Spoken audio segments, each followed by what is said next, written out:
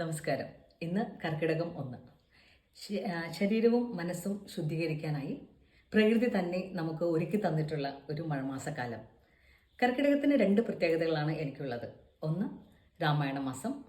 രണ്ടാമതായി എൻ്റെ പിറന്നാൾ മാസം.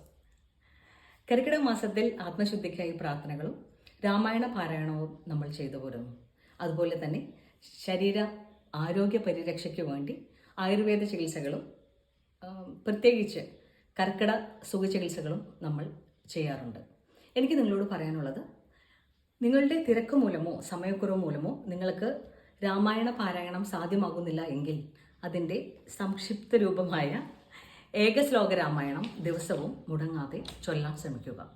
അതുപോലെ തന്നെ കർക്കിടക ചികിത്സകൾ നിങ്ങൾക്ക് ചെയ്യാൻ ബുദ്ധിമുട്ടാണ്, സമയക്കുറവ്, ജോലി തിരക്ക് പോലും പറ്റുന്നില്ല എങ്കിൽ അറ്റ്ലീസ്റ്റ് ദിവസവും ഒന്ന് എണ്ണ തേച്ച് കുളിക്കാനെങ്കിലും നിങ്ങൾ ശ്രമിക്കുക. ഇത് രണ്ടും അതിൻ്റെ ഒരു മിനിയേച്ചർ പോലെ ഒരു പരിധി വരെ നിങ്ങൾക്ക് ഇത് രണ്ടും ചെയ്തു എന്നുള്ളൊരു ആത്മസംതൃപ്തി നിങ്ങൾക്ക് കിട്ടും. ഓക്കെ, അപ്പോൾ ഈ കർക്കിടക മാസം നിങ്ങളുടെ മനസ്സും ശരീരവും ശുദ്ധീകരിച്ചുകൊണ്ട് ഒരു പുതുജീവൻ നൽകിക്കൊണ്ട് കടന്നു പോകട്ടെ എന്ന് ആത്മാർത്ഥമായി പ്രാർത്ഥിക്കുന്നു. നിങ്ങളുടെ സ്വന്തം ബാല. ഇനി കണ്ടുമുട്ടും വരെ എൻ്റെ സ്നേഹ ആശംസകൾ.